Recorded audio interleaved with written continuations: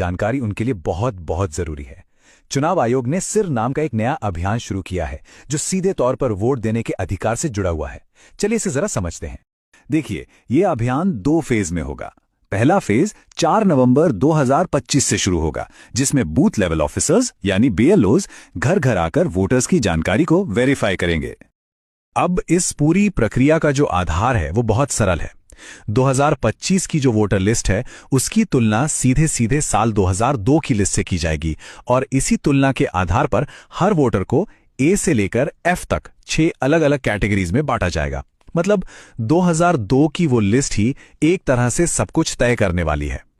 तो सवाल ये उठता है कि किसी को कौन सी कैटेगरी मिलेगी। इसके लिए ना 2 मुख्य चीजें देखी जाएंगी। पहली, वोटर की उम्र, और दूसरी, 2002 की वोटर लिस्ट में उनके परिवार का नाम है या नहीं। ठीक है, तो सबसे पहले ग्रुप को देखते हैं। ये वो लोग हैं जिनकी उम्र 38 साल या उससे ज्यादा है, यानी जिनका जन्म 1 जुलाई 1987 को या उससे पहले हुआ है।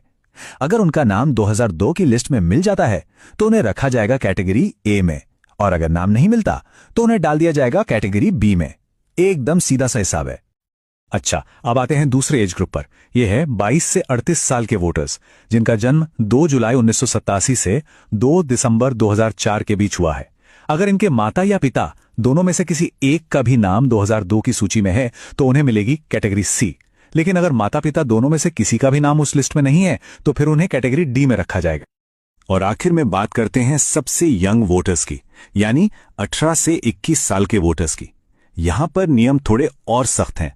इन्हें कैटेगरी ई में आने के लिए माता और पिता दोनों का नाम 2002 की लिस्ट में होना जरूरी है। अगर एक का भी नाम नहीं मिला तो उन्हें सीधे कैटेगरी एफ में डाल दिया जाएगा। तो ये जो A B C D categories हैं, इनका आखिर मतलब क्या है? इसका जवाब मिलता है हमें दूसरे फेज में।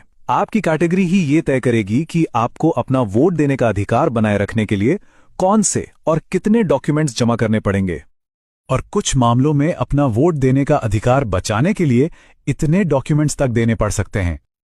चलिए इस टेबल को जरा ध्यान से समझते हैं। अगर कोई कैटेगरी ए में है तो बहुत बढ़िया, उन्हें कोई प्रूफ नहीं देना होगा। बी, सी और ई कैटेगरी के लोगों को सिर्फ अपना एक प्रूफ देना होगा। लेकिन कैटेगरी डी वालों को अपना और अपने माता या पिता में से किसी एक का यानी कुल 2 प्रूफ देने होंगे।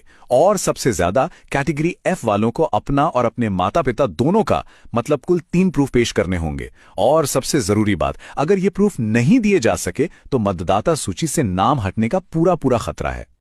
तो अब सबसे बड़ा सवाल, आखिर किया क्या जाए?